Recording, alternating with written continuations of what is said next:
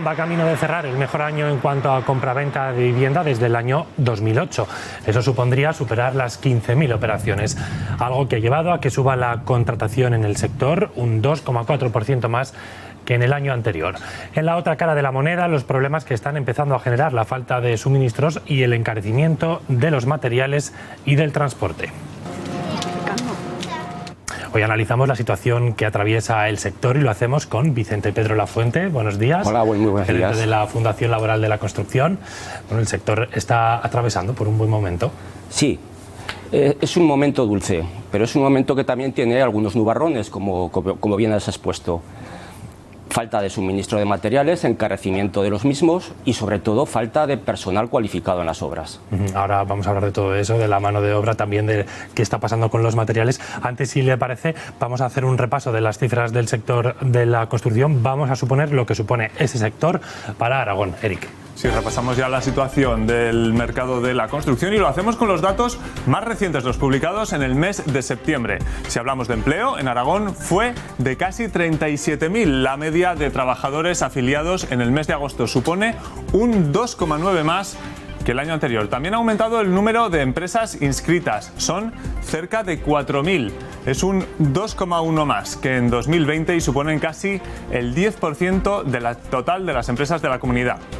Vamos a ver ahora los números que nos deja la obra pública. Hasta junio, el volumen de licitación registró más de 389 millones de euros en Aragón. Es un 242% más que el mismo tramo del año anterior. Si hablamos del tipo de obra, la mayoría, unos 300 millones de euros, corresponden a obra civil, mientras que la parte restante, cerca de 90 millones, han sido licitados para edificaciones. Por último, nos fijamos en el Producto Interior Bruto. Mirando los datos del segundo trimestre, el valor añadido bruto de la construcción anual aumenta un 13,2%, un registro superior al 12,4% que es el promedio de España, Carlos. Gracias, Eric. Bueno, esos serán algunos de los datos, ¿no? En torno al 6% supone el sector de la construcción para la comunidad, un sector con un peso importante. Sí, un sector con un peso importante, pero además hay que contar todos los sectores que se mueven en torno a la construcción, indirectos, inducidos, y hace que la importancia del sector de la construcción sea mayor, de un 6%, de un 7%. Podemos decir que es un sector tractor, un sector locomotora que empuja la economía y también ayuda en las crisis, digamos, a que la situación sea peor de la que debería ser, porque es lo primero que se hunde. Lo hemos visto en la crisis de 2008, por ejemplo. Y en comparación con esa crisis, ¿no?, que afectó tanto, ¿no?, tan de lleno al sector de la construcción, sí estamos viendo que ahora que empieza la recuperación tras la pandemia, sí es un sector que maneja unas cifras buenas. Hablábamos de que nos podemos acercar a esas 15.000 operaciones, ¿no?, que supondría un buen dato desde 2008, un buen dato para Aragón. Sí, el tema es que la pandemia no afectó al sector de la construcción. Aparte de algún problema que hubo entre las comunidades de propietarios, que hubo una normativa contradictoria que finalmente se arregló, realmente la construcción salió bien parada de la crisis pandémica que afectó a otros sectores, como sabemos, servicios, hostelería y demás. Y la actividad se ha mantenido, es sostenida. Yo creo que estamos otra vez volviendo la cara al sector de la construcción, tanto como generador de mano de obra, como un fondo de inversión seguro para los clientes privados que ven en construcción algo potente, estable y distinto a lo que era antes. Es decir, ese lastre de 2008 que vimos, un sector con precariedad, con penosidad, con peligrosidad, que se hunde a las primeras de cambio, que es inestable, que es fragmentario, quiero creer que está cambiando además de forma acelerada. Hay más confianza también por parte del consumidor, vuelven a fijarse en la vivienda como una opción para su inversión. Claro, un fondo de inversión. La crisis pandémica también ha cambiado la mentalidad de la gente, la psicología de la sociedad, la psicología social. Vemos a la vivienda como un espacio más vividero, con más tiempo que vamos a pasar ahí, el teletrabajo. Ya no nos fijamos tanto en el precio y en el sector, Torrero, Delicias, Actur, sino que queremos una casa esponjada, una casa amplia, con vistas exteriores, con amplios espacios, y todo eso, por ejemplo, está generando que lo que antes era lo que peor se vendía, digamos, en la zona periurbana de Zaragoza, ahora es lo que más se reclama. Porque la pandemia no ha cambiado nuestros intereses, lo que demandamos de una vivienda. Sí, sí. Y también yo creo que la oferta se está adaptando. ¿Y esta situación nos va a llevar a hablar pronto de una subida de los precios?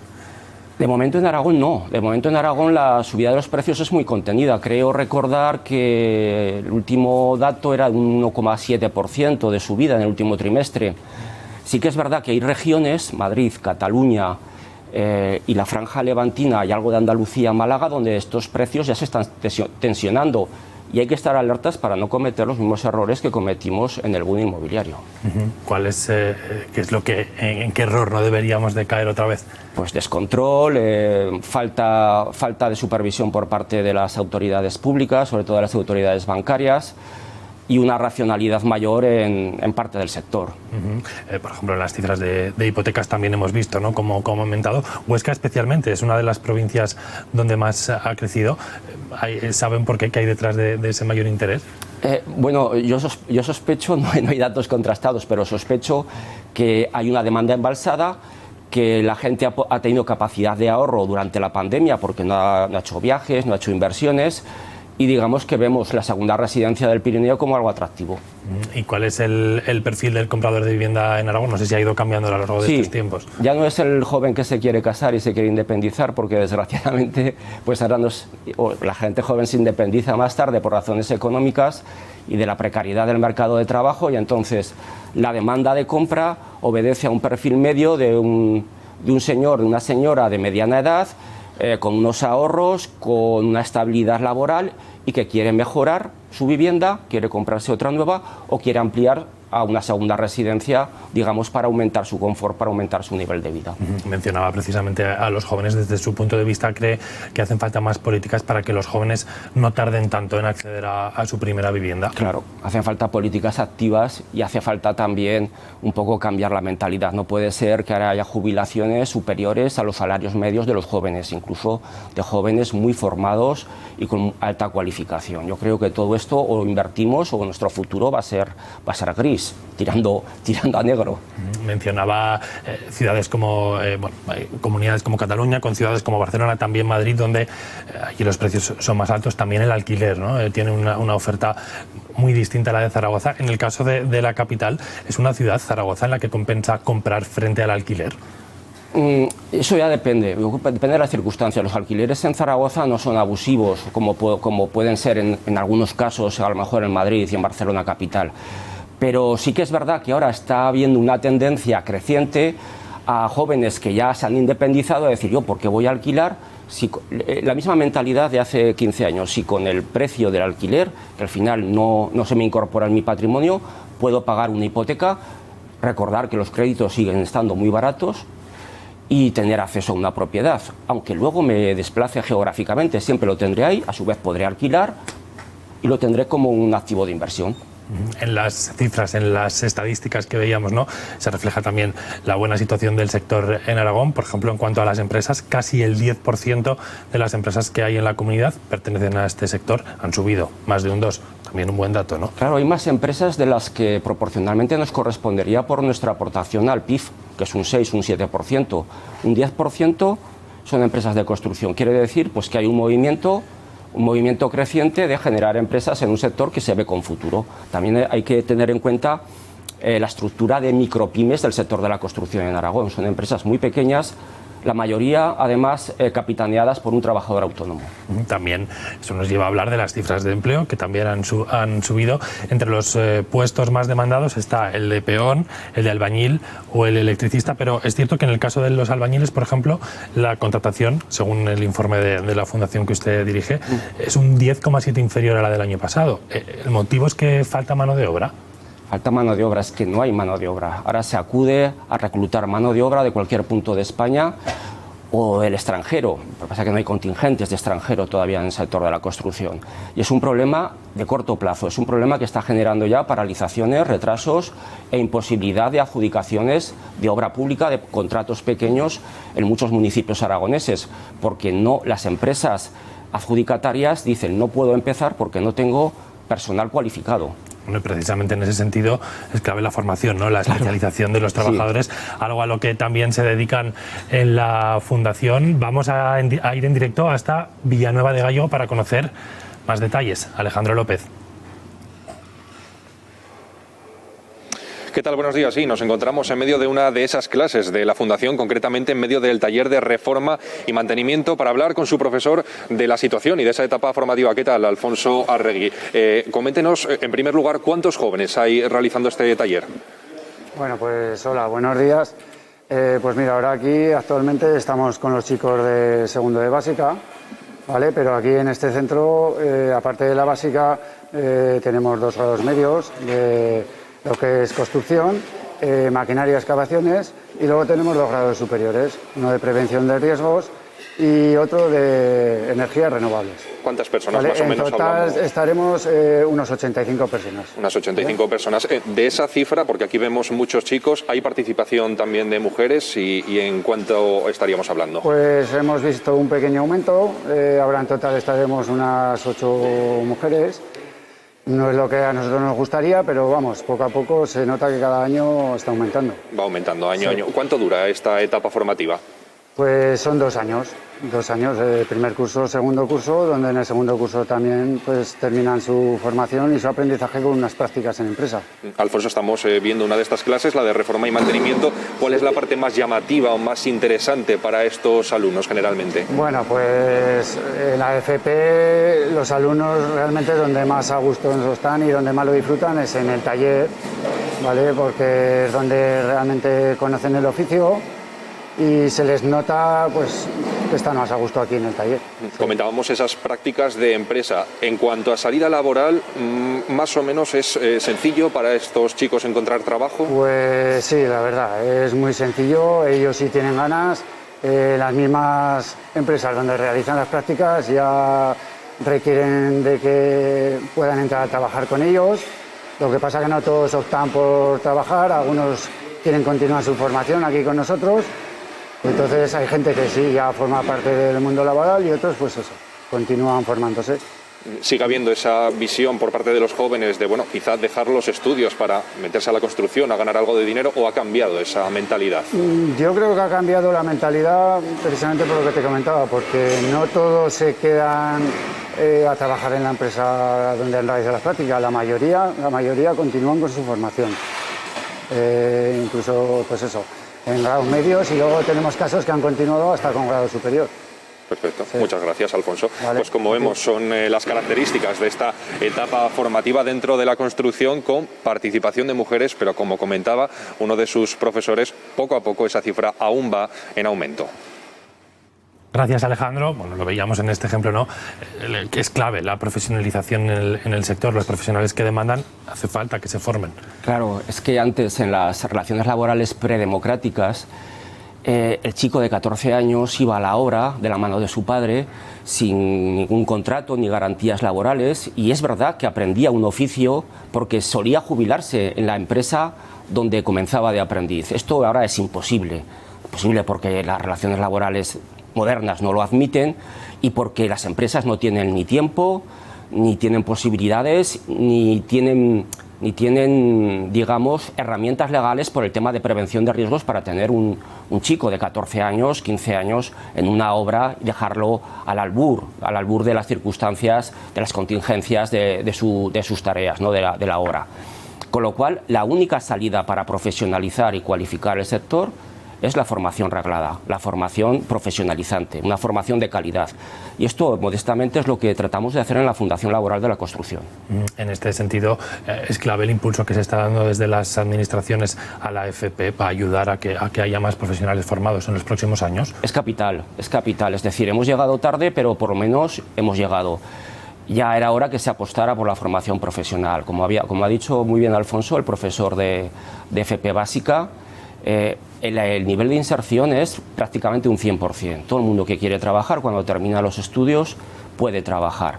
Los salarios no son malos. Es verdad que no es un trabajo de oficinas, no estás en una butaca con calefacción, con aire acondicionado, pero digamos que es un trabajo divertido, es un trabajo ameno, y la penosidad y la peligrosidad que había se ha reducido drásticamente, precisamente también a través de las políticas de los poderes públicos, de inspección de trabajo, de la administración autonómica y, modestamente, vuelvo a repetir, también de la labor que hacemos en este sentido en la Fundación. ¿Y han notado en los últimos años o meses un aumento de la demanda? ¿Hay más interés por formarse en el sector de la construcción? Sí, yo veo que de 3 años a esta parte hay un interés creciente, hay muestras de interés cada vez en la matriculación, y las plazas que se quedaban a medio cumplimentar, ¿no? Había muchos vacíos y demás, ahora es más difícil que queden plazas libres, sobre todo energías renovables, técnico de construcción, excavaciones y sondeos. Si me permite, hay un problema, y es que hay poca oferta. En edificación, obra civil y en industrias extractivas y excavaciones hay poca oferta. Para ponerle un ejemplo, en toda España hay 6.000 plazas para edificación, obra civil y extracción y excavaciones, maquinistas de obra pública. Sin embargo, administración y gestión son 60.000 plazas, sanidad 35.000. Comercio y marketing, 35.000 también. Es decir, lo que no se conoce no se puede coger. Es decir, si no tienes una oferta amplia, a veces no, los chicos, los padres no conocen esta opción de la Fundación Laboral de la Construcción. O sea que yo animo que pregunten y se informen, porque a lo mejor el chico no le gusta estudiar o tiene gran habilidad o gusto por los trabajos manuales, y a lo mejor la construcción es un sector de futuro para él. Y lo mismo para las mujeres, ¿no? Que decíamos que hay un incremento, pero que todavía está lejos. Claro, es una pena, porque sí, son roles de género, son patrones culturales que son difíciles de revertir en el corto plazo. Ahora mismo hay un 9% de mujeres en el sector de la construcción, y además en puestos técnicos, administrativos, la mayoría. Hay pocas mujeres en trabajos de oficio, y la verdad que vendría muy bien por razones de igualdad, pero también para cubrir esa brecha generacional que tenemos. El sector está envejecido, un 65% del sector tiene más de 45 años. Los jóvenes solo representan un 18%, por tanto necesitamos savia nueva, necesitamos cantera y necesitamos de los jóvenes y de las mujeres. Y ha mencionado usted a lo largo de la entrevista varias veces la prevención. Ha cambiado mucho en estos años, pero ¿qué falta todavía para hacer? Porque hablamos de que la construcción está entre uno de los sectores donde más accidentes se producen. Hay empresas quizás con planes muy precarios todavía. Bueno, las características de la construcción ya son diferentes. Es más fácil que se accidente un trabajador en una obra que en una oficina, eso es obvio. Trabajamos en altura, hay excavaciones, hay mucha maquinaria, hay riesgos eléctricos, todos los riesgos están presentes en una obra. Pero sobre todo yo creo que hace falta concienciación de muchas empresas, sobre todo de las pequeñas. Las grandes ya las tienen interiorizadas y además las exhiben como factor de calidad. En las pequeñas, en algunas todavía es una rémora legal que hay que cumplir, y hay que cambiar esa mentalidad. Hay que ir a un sistema de calidad, de interiorizar la prevención y también de concienciar a los trabajadores, que muchas veces falta. Y en todo este sector, celebramos las cifras de la construcción, hablamos de un problema, ¿no? Que es el encarecimiento de los materiales, también del transporte, la falta de algunos suministros. ¿Están notando ya este problema? Sí, hay un 60% que ya han tenido problemas con paralización de contratos, ralentización de los plazos, dificultades para iniciar en la obra en plazo también.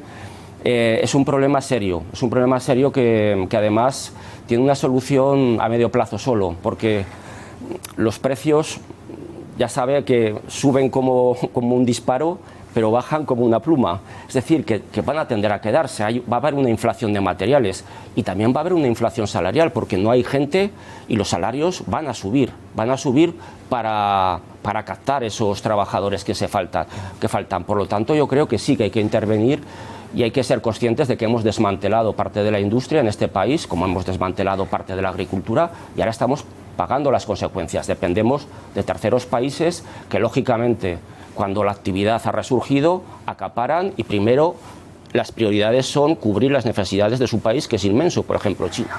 En esa intervención que mencionaba, una apuesta sería, por ejemplo, relocalizar, volver a producir más cerca de nuestra comunidad. Sí, totalmente de acuerdo. Deslocalizar ha sido un error mayúsculo, tanto en la industria como en otros sectores, y hay que relocalizar, hay que apostar por la industria, hay que apostar por la construcción y hay que apostar por una agricultura competitiva y apegada al terreno. Porque la gravedad de la situación se ve también incluso en que las propias obras públicas, ¿no? Las licitaciones acaban quedando desiertas porque los precios, bueno, en cuestión de casi de días suben, ¿no? Sí, si usted va a las bases de datos de licitación oficial que tiene el Gobierno de Aragón, verá que hay un montón de ítems que pone adjudicación desierta. Eso no es porque no haya empresas, hay muchas empresas como hemos visto en Aragón. Lo que ocurre es que no se puede empezar en plazo, porque además los proyectos están pensados con unos precios que han quedado totalmente obsoletos. La Organización Empresarial de la Construcción en Aragón calcula que el incremento medio de los materiales, de la energía, del transporte ha subido en torno a un 20%. Pero es que hay materiales como la madera, el aluminio, el hierro, que han subido un 50, un 60%. Eso es muchísimo dinero y es entrar en pérdidas. Y muchas empresas, bien porque no tienen trabajadores cualificados para iniciar las obras, bien porque no les salen las cuentas, renuncian a esas adjudicaciones. Vicente Pedro Lafuente, gerente de la Fundación Laboral de la Construcción, gracias por haber estado hoy en Buenos Días, Aragón. Muchas gracias a ustedes.